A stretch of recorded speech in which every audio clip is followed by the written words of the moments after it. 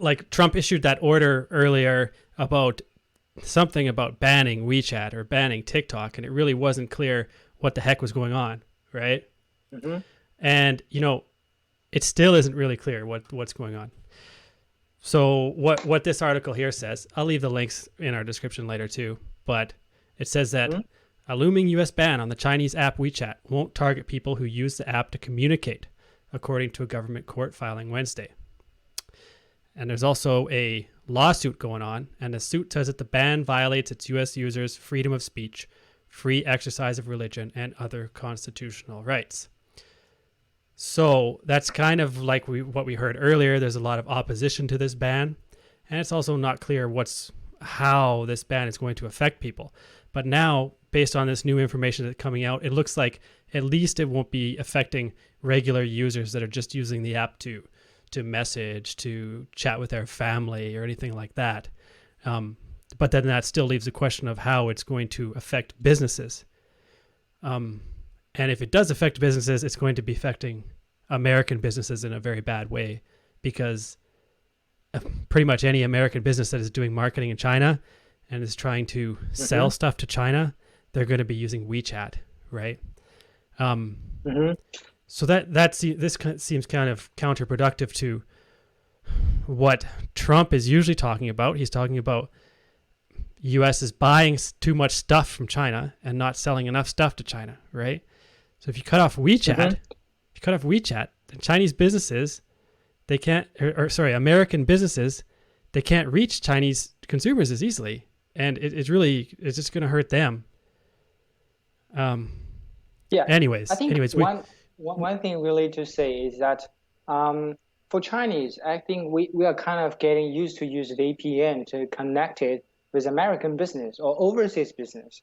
But for US, if they have been cut off on on WeChat, so once they want to get in touch with Chinese business, how are they going to do that?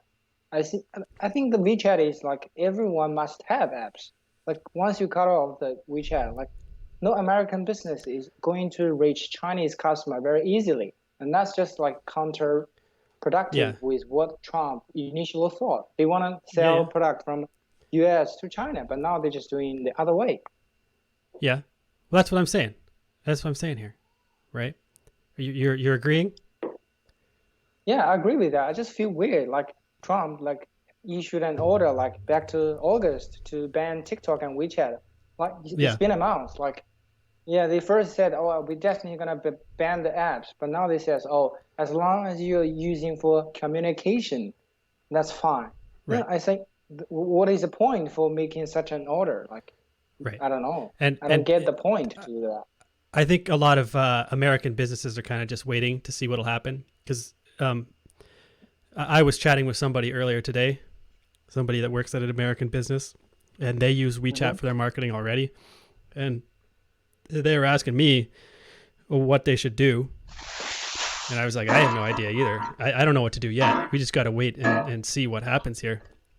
But I guess for a long-term perspective of this, like not thinking about this WeChat ban in particular, but just this brings up a broader issue that whatever channel you're using for marketing, communications with people, that channel could become bad for you, right?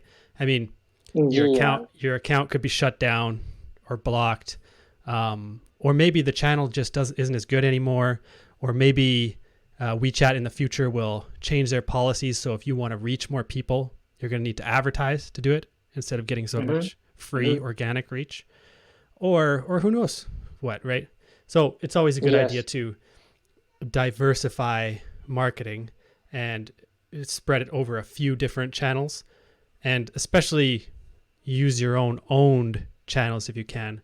Like, well, in English marketing, at least, we use email newsletter.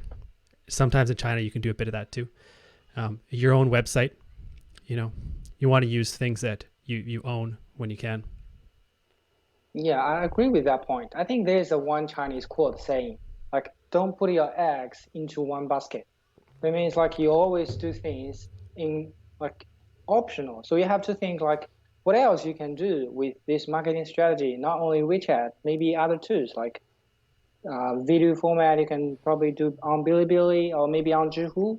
Yeah, not always only focus on like WeChat. Yeah, there's a plenty channel in China to do. Yeah. Is that a Chinese saying? You said don't put your eggs in one basket. That's not a Chinese saying, is it? Yes, yes. Yeah, I think the Chinese word is 不要把鸡蛋放在一个篮子里. Okay, that's something like traditional. Like Okay. don't put Okay. your egg into one basket. Yeah, if you have like plenty eggs, then just put it in somewhere. Like if you Yeah. have two baskets, then put your eggs in two baskets. That's safe. Like either Okay. for investment, for marketing. Yeah, I don't know if that came from China though. It's yeah, not a that came Chengyu. from China. It's not a Chengyu, No, it's is it? not. It's not a 成语. It's a more like a slang. So it's like a 歇后语. Yeah. Yeah.